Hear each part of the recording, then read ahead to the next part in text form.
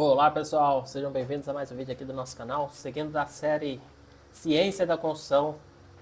Estamos alguns dias aí sem gravar, estamos reorganizando aqui no tempo, reorganizando aqui para as gravações, até com um cenário mais improvisado aqui, tem um berço, estamos com uma bebê para vir aí, então tá tudo meio, estamos se reorganizando no geral aqui, mas agora vou voltar com as gravações, inclusive aqui esse já é o vídeo do Building Science 101, o último vídeo da série deles, o vídeo 10, que é o Wrapping Up with Thermal Insulation, então finalizando com isolamento térmico. Vamos acompanhar o vídeo para ir, depois a gente até começar lá, que eles já têm até uma outra série, que é o Building Science 201, 201 ali, então que eles fizeram mais uma série ali na sequência, então eu também quero estudar elas, que eu realmente agora eu tinha assistido só o vídeo 1 ou 2 deles antes de começar essa série, então eu tô realmente assistindo aqui junto com a gravação dos vídeos, então vou continuar, vamos lá. Sponsored by Anderson Windows and Doors, Builders. Já lembrando, quem assiste os vídeos aqui com a gente, quem ainda não é inscrito no nosso canal, ajude, inscreva no canal, curta um vídeo que ajuda a gente a chegar a mais pessoas e levar essa palavra da ciência da construção para as pessoas. First Source, Huber Engineered Woods, Polyguard, Sashco, and Durail. Building Science 101, we're at the end here, my friends. We're talking about thermal, which is another word for saying insulation. Where do you want to start on this, Steve? This is a big topic. I'm sad. I'm a little sad, too. It's the final chapter It is. of our series. These guys have held on for a long time to get here. Hold on. And for those newcomers, go back. And you know, I love science. Science says you got to watch every video 7 times to capture all the information. That is true. So I'm just going by what science says. But guess what we're talking about today? You're going to love this. One of my favorite topics. One of everybody's favorite topics. Yeah, this is one that's talked about a lot in the building circles, right? And it's the one that's probably the most easily understood, right? Or at least the one that's the easiest to vocalize and have a conversation about. Yeah, and before you get started, I do want to point out this was the last module for a reason, because ultimately the other control layers when it comes to the longevity of the building, which comes to the health of your pocketbook as a builder, those are longevity module for a reason, because Então, ultimately... lembrando, né, das nossas camadas de controle, a gente tinha primeiro água, depois ar, vapor, e agora a gente vai para o último, que é a parte térmica. The other control layers when it comes to the longevity of the building, which comes to the health of your pocketbook as a builder, those are more important. We like to brag about our insulation levels and what we're doing for insulation, but ultimately this is, in the scheme of things, really the least important when it comes to the durability, the resilience, the longevity of your buildings. On the other hand, this is probably the most regulated in the building. There's no building inspector out there that doesn't know your exact values for what you're doing for thermal control on your building. Yeah, and they're noted on pretty much all the materials that are related to thermal control. That's right. So you don't even have to do anything. The building inspector wants to know what the U value of your windows are. It's on the sticker on the windows, or it's right on the insulation. It'll say what the R value is there. But yeah, today we're talking about thermal management. You guessed it. Thermal management, better known as insulation, right? But let's talk about what insulation does, right? When it is 70 degrees inside, and it is 0 degrees outside.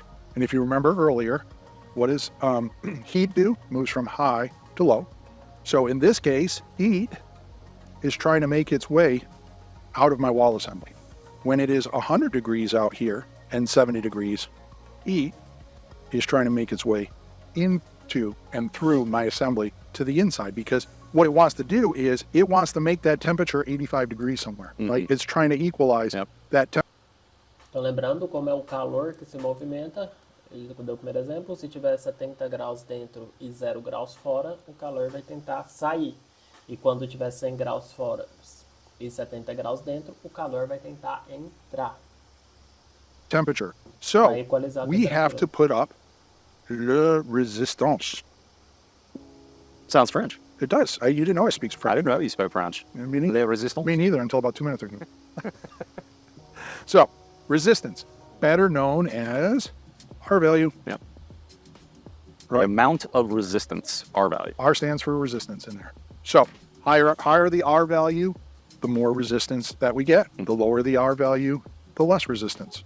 Now, one of the things about R value and you probably won't be surprised to hear this, like many of our other topics of discussion, resistance is somewhat climate tuned, right? There are places where it is in fact 70 degrees outside and 0 degrees outside a lot. Yeah. But there's also places where it's 70 degrees outside and 50 degrees in the winter. And it's a little bit less, right? That delta is almost somewhat equalized. Mm-hmm. And if you go to places like, say, San Diego, you're pretty much equal across that wall system, or Hawaii. You're pretty much equal across that wall system for the day. We call those temperate climates, right? Yes. Because the temperature is not very different between outside and in. It's temperate. Yeah. Hawaii has a slightly higher temperature, but the wind in that just makes it feel a little bit better and helps to equalize it. But, you know, the funny thing about our value is not only is it climate tuned, but I would argue it's assembly tuned. And what I mean by that, there's certainly areas where that delta is higher. So I gave the 70 and 0 example here, or 170 there.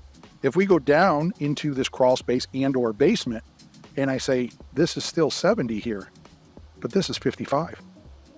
And this is 55 here. And in the 0 degrees, yeah, maybe this is 35, you know, a foot below grade or whatever. Yep. But the idea is that the delta across here and the delta across here and across here is different than the delta across there. It's generally not as much. Exactly. And if you look at the stack effect, well, we have a lot of very hot air accumulating here.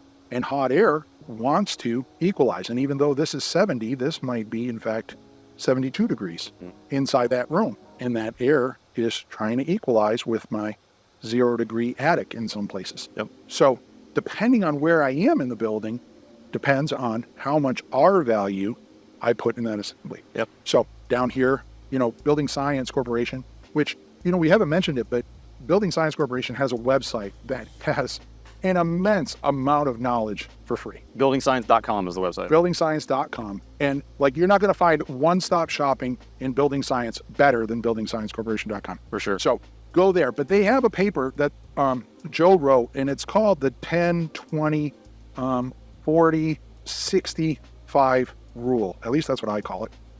But basically what they're talking about in that paper is that the assembly tuned R values are proportional to their load. And the load is the delta across the assembly. So down here, we might need R10 and the subslab.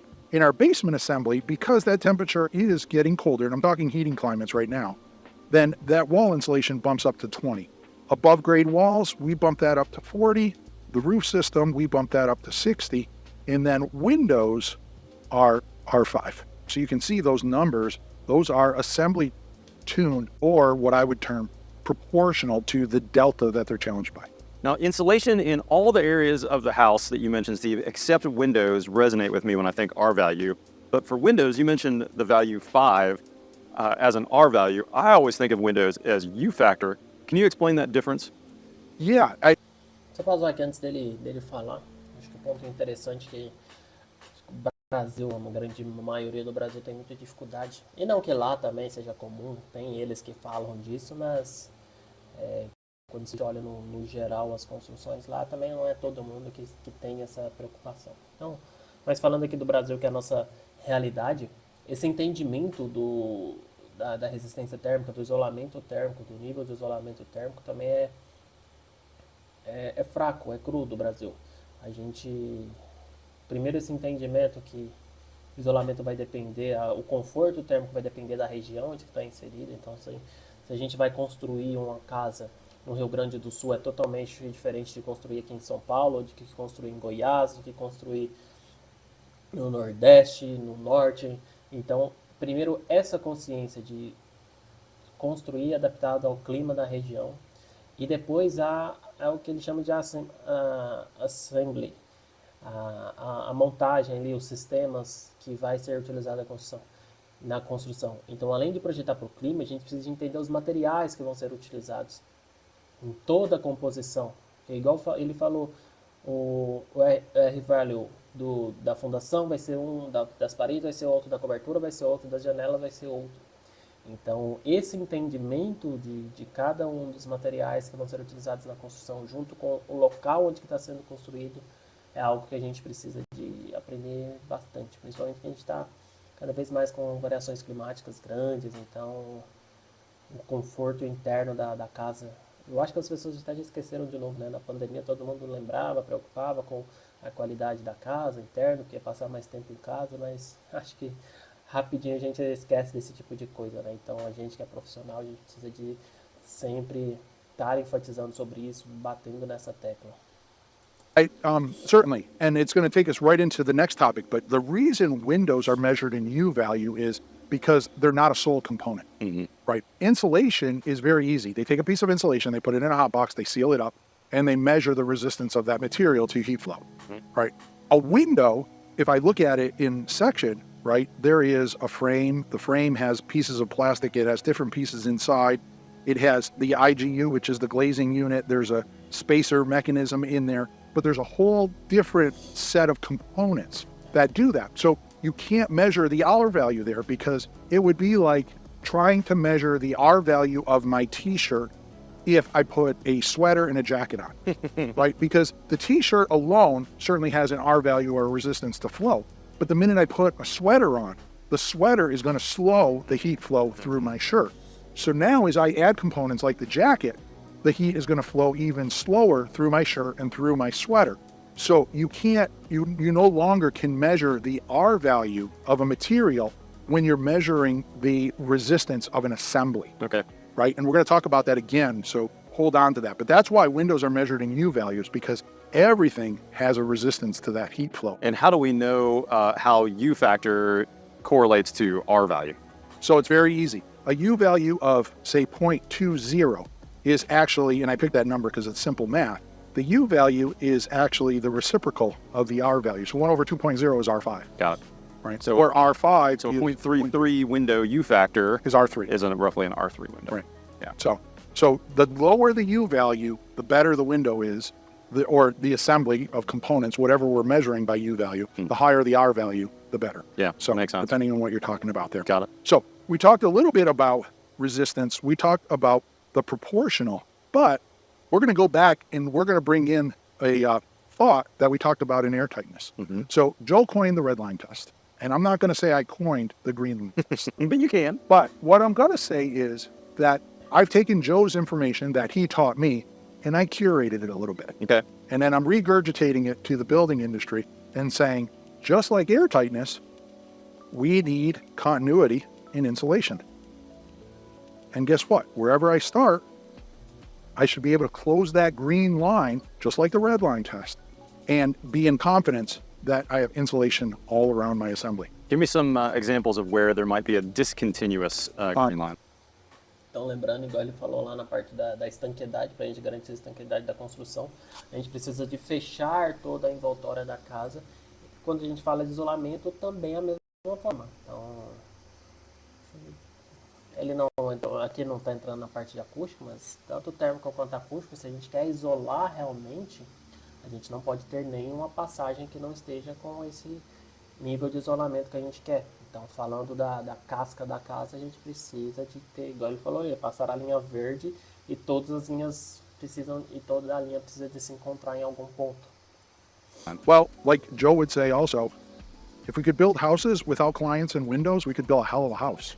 But the reality is people want windows, right? So we have to put them in. Well, aí é o ponto que ele falou, se a gente pudesse construir casa sem clientes e pessoas, todas as casas seriam perfeitas, né? Mas como não tem como, sem clientes e janelas, seria perfeito. Mas como a gente não pode fazer sem clientes, né? A gente precisa de o cliente de alguma forma.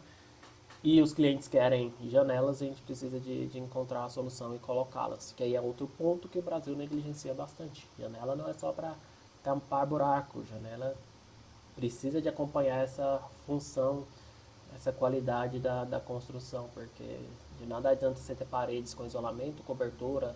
Hoje todo mundo está colocando telha sanduíche para ter isolamento, mas nas esquadrias tem lá as esquadrias que não isolam nada. What does that mean? It means that I've interrupted my air barrier, my weather resistive barrier. I've interrupted pretty much everything, but I've also interrupted my thermal barrier.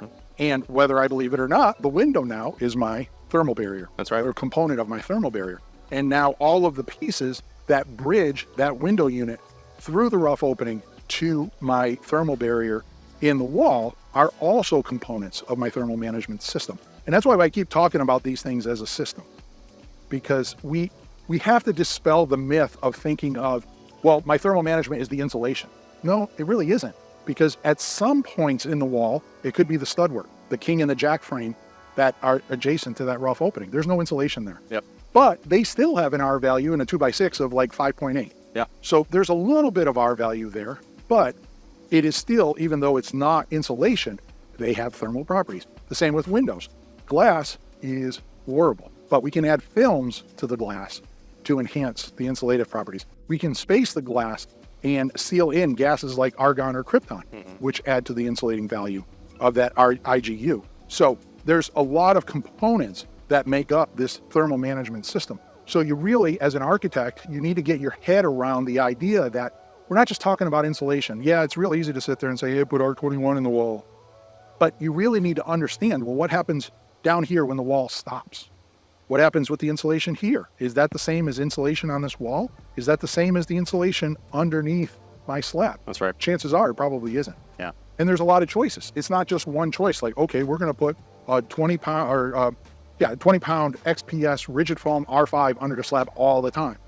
No, there's other options that we can put under there. Yeah. There's companies that make graphite infused EPS, polyiso, all these stuff. You can spray foam down there. There's a lot of options. So like every other decision that's going in this house, you need to climate tune your thermal management system, and you also need to assembly tune that system. That's a great point. One thing I might recommend as we're thinking about this green line test, if you are a student or a young builder who's not spending any time with an infrared gun, this could be really valuable in your understanding of this concept. You know, Steve mentioned that studs, 2x4s and 2x6s have an R value of approximately 1 per inch. And if you look at that wall behind Steve here at our Rockwool studios, that Rockwool insulation in that stud bay, it's a 2x4 bay, is roughly R15. It's got a resistance of an R15 value. The stud, that's a 2x4 stud, maybe a 3 or R4 value.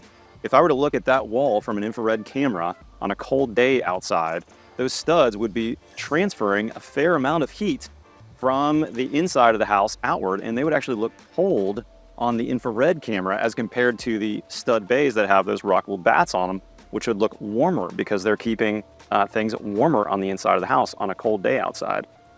If, on the other hand, we looked at a commercial building, and a lot of commercial buildings use steel studs on their walls, steel is a good conductor of heat flow.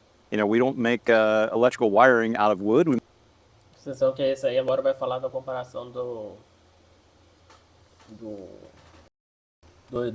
steel frame, dos materiais do steel frame com o material de madeira, que ele começou ali comparando a resistência térmica da madeira, quando você analisa ali o fluxo de calor em volta dela. E agora ele está comparando com as obras comerciais lá, que são a maioria feitas em steel frame. A diferença é que acontece desse fluxo de calor, que o aço ele acaba esquentando mais, né? We make electrical wiring out of copper or maybe even aluminum. So steel studs can conduct a fair amount of heat. And as a matter of fact, that's something that commercial builders have to really think heavily about, is that heat flow, because there's really good movement of heat through steel studs. So they have to do other things to insulate besides just cavity insulation. Same is true with glass buildings. Glass buildings don't have a lot of resistance to heat flow. As we talked about earlier, the U factor, and in fact, in Steve's example here, we're looking for R5 glass, ideally. That's not actually all that common in America. Most of the time in America, probably including Canada, a lot of the glass that's in new construction is somewhere around 0.27 to 0.33 U factor. So it's, at best an R3 glass.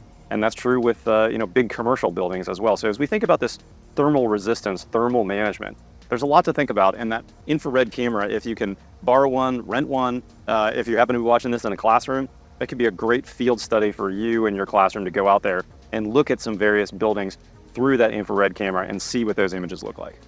You couldn't have done a better transition to my next concept. I love it. What do we got? So we're going to do some myth busting here. Ooh, very I'm cool. going to call out some people, and I'm going to call them liars. Okay, wow. I switched the color here, all right? So I sit down at a table with 3 builders. I asked builder number 1, what kind of house does he build thermally?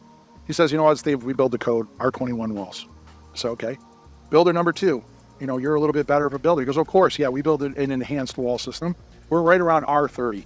The third builder, before I even ask the question, he throws out his chest, Steve, I built nothing less than an R48 wall. I look at all three of them and I say, every one of you is a liar. And I'm going to prove it to you. All right, let's hear. So if we look at the components of the wall, which you just did, I'm just going to graphically illustrate it. I just switched the color because I'm just going to draw over. Okay. If we draw a wall that has the stud work in there, and it marches across, and then we put a window in, there's actually three parts to that wall system, right? There's what I call the opaque area, and that's where the framing is. Yep. There is the cavity area, and that's where there is no opaque or no wood, and that's where I'm putting insulation. That's where they're telling the truth. Yep. So when they tell me R21, R32, R48, what they're citing is the center of cavity, the COC, and that's the R value that they're citing. Well, like you just talked about, in North America, most of our windows, we'll just say they're 0.3, right, or R3. Okay. They're in that ballpark. Now, as I march across that wall system, we're going to understand that in the house, about 20% of my wall system is windows and doors. The framing, whether I do advanced framing or not, I'm just going to keep it real easy and say that we're probably at 15%. So that's 35%. So that means the remaining cavity. That'd be as if, Steve, you stacked all those studs. We split them all to one side, and then we took all the glass and homogenized it into one window. Okay, understood. On the whole house. Yep. That cavity now is 65%. Yep. So when the three gentlemen in my conversation say I'm building 21, 32, and 48, what they're really suggesting is that's what they fill their cavity with. But if I take their numbers, we'll take the R21, for example, and we normalize it against 65%, that 15% in framing is probably, let's say, R5.5 for a 2x6, and the windows are R3, right? That guy that's building the R21 wall, he is building probably somewhere around R11 to R12. And that's the house he's built. That doesn't even meet code in climate zone 1 or 2 where I'm building. It doesn't. But the code is suggesting the cavity resistance. Just cavity resistance. Not the whole house R value or whole house resistance. The guy that's doing the R32, yeah, he might get a little bit of a bump and be building R14. And of course, the R48, he might be closer to like R18, R20. But the reality is that the center of cavity is not the whole system.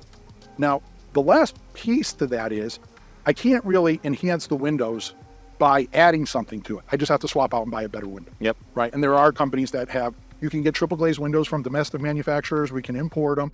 They're all around, but you can check out that U value. The best I know of is probably somewhere as a whole assembly unit, probably in a 7.5, 7.7 range is about the best you're going to do without getting crazy about it. There is something I can do to this 15% framing, right? If I have a wall system here where I have exterior sheathing and I have my stud and my stud, well, this, like I said, this is at R 5.5. Let's say I put 1 inch of XPS on the outside, which is R5. Look what it does to the stud. It doubles the value. Doubles the value. At that 15% number. Yep. At the cavity, which was 21, is now 26. So for 70% of my wall, I've enhanced that insulation package. And of course, in correlation, these numbers are going to slowly rise. Yep. So I'll leave you with, because we'll get into this more deeper when we go on through the series in the next 201 series, but understand that cavity insulation and R value in the cavity is not the same as whole wall R value. And the example that I just gave on the outside, one of the benefits of working at Building Science Corporation was certainly working with Joe and walking around with him every day. But the people that came in to see Joe, one of his mentors, who's no longer with us, sad to say, but he's written books on building science and such. But one day at lunch, I was a young architect, a little sparky guy, and I sit down across the table from Gus, and I say, Gus Sandegard. I'm like, I look around and I say, Gus, it's just me now, okay? You're the best building scientist in North America. I'm a young architect that wants to be good at what he does. Give me the secret sauce, buddy. Tell me, what is the best building I can build from insulation? And in the same spirit that Joe would say, like, it's not rocket science, it's building science. Gus looked up at me and said, just put as much insulation as you can afford on the outside of the building and you'll always be building the best building. I love it. That's fantastic. So, And notice it's on the outside of the building. One of my Só pausar aqui. Então, para a gente entender a importância de uma construção, se a gente quer fazer uma construção intencional, se a gente quer utilizar realmente a ciência, a gente não pode jogar a responsabilidade para um ponto da construção só. Então, o exemplo que ele deu, não adianta só isolar a cavidade, utilizar um material ali com a resistência X e dizer que você tem uma construção com um tal nível de resistência. Tem que olhar para o todo, tem que olhar para as paredes, tem que olhar para a janela, e aí sim você vai ter o isolamento da casa como um todo bem feito. Então, a gente tem que ter muita atenção, que no Brasil também é muito, nesse mercado de construção, que essas coisas são feitas muito de formas superficiais. As próprias empresas, o steel frame tem melhor isolamento térmico, blá blá blá blá blá blá, e aí é feito as paredes, as placas, comprado EIFs, tudo, e aí ninguém fala de janela, ninguém fala de cobertura, e aí a casa, na verdade, igual ele mostrou ali, o que era para ser um nível de isolamento, quando você olha todas as outras coisas, o isolamento vai lá para baixo, e assim acaba sendo a maioria das casas do Brasil. Então não tem jeito, é um investimento que precisa ser feito como um todo. Então, se quer realmente, você precisa investir em parede, precisa investir em esquadria, precisa investir em cobertura. My favorite Joe Stebrick analogies uses this sweater when you're skiing analogy. You know, if you're cold and you go outside, is it smarter to stuff that insulation between your ribs, or would you put a sweater on? And, you know, I'm not saying we shouldn't put insulation in between our studs. E aí esse exemplo aí, né, ele comparando aí com você tá num lugar frio, e o que é melhor, você isolar suas costelas ou você botar um suéter e isolar como um todo? Então, entre isolar as cavidades, isolar a parte externa, que você vai estar fechando como um todo a parede, né? Porque se você coloca na cavidade, você ainda tem todos os montantes, todos os perfis ali e as janelas. Agora, se você está isolando do lado de fora, claro, as janelas vão entrar nesse ponto. Você está se protegendo a casa melhor como um todo. But the most benefit long term for that building. E pra gente, né, que trabalha com steel frame, que tem essa ponte térmica, se a gente não isolar a fachada, a gente tem um grande problema. Tem vídeo aqui na série Ciência e Construção, a gente falando sobre essa ponte térmica. Thing is to put that sweater on the outside, especially in those colder climates, because you get the benefit of making sure that the entire structure of the house is warmer, so that if you made a mistake and there was some air leakage or there was some ability for moisture to collect in those wall cavities, there'd be no cold surfaces for that condensation to happen. So by putting that sweater on the outside, we get a lot warmer. And remember that thermal is the last control layer. We really need that ski jacket too, that Patagonia jacket that keeps the water off and keeps the air from penetrating. Means that the sweater that I put on is really going to do its job. If I go outside and shush down the slopes in just the sweater, all that air penetrating my sweater is going to get me real cold real fast. But if I put that Patagonia jacket on, now I've kept the water off me, I've kept the ice out of my sweater, and I've kept the wind from penetrating. Now I can do its job and give us that thermal resistance that we need to stay warm on the inside. So I know we're closing it out. I'm just going to give you one quick sentence. We've done 10 episodes. We've been climbing the ladder since day one. If there's one thing I could tell you when you take a walk away from this series, no matter what you do as an architect, as the builder, you need to ask yourself, am I taking control of that situation? Yep, that's right. And I think, Steve, you said... Para finalizar a frase pra gente, tudo que a gente for fazer na construção, a gente está assumindo o controle da construção, temos que pensar isso. Earlier too, make every building a little better than the last one. Make every building a little better, right? You build building one, if you build building two, the same way you build building one, you failed in my eyes. You should make it you should learn a little bit more. It should be a little more airtight. I mean, there's a lot of factors, different builders, I get it, but it doesn't mean we shouldn't strive for it. That's right. This episode of Build Science 101. Então é isso, terminou a série de forma sensacional, sobre térmico, que a gente gosta bastante aqui também. Espero que vocês tenham aprendido comigo aqui na série. Próximos vídeos aí, vamos começar a série Building Science 201. Se ainda não é inscrito no nosso canal, se inscreva no nosso canal, compartilhe para ajudar a gente a chegar a mais pessoas, falando sobre ciência da construção, mais pessoas aprendendo com a gente. Um abraço e até o próximo vídeo.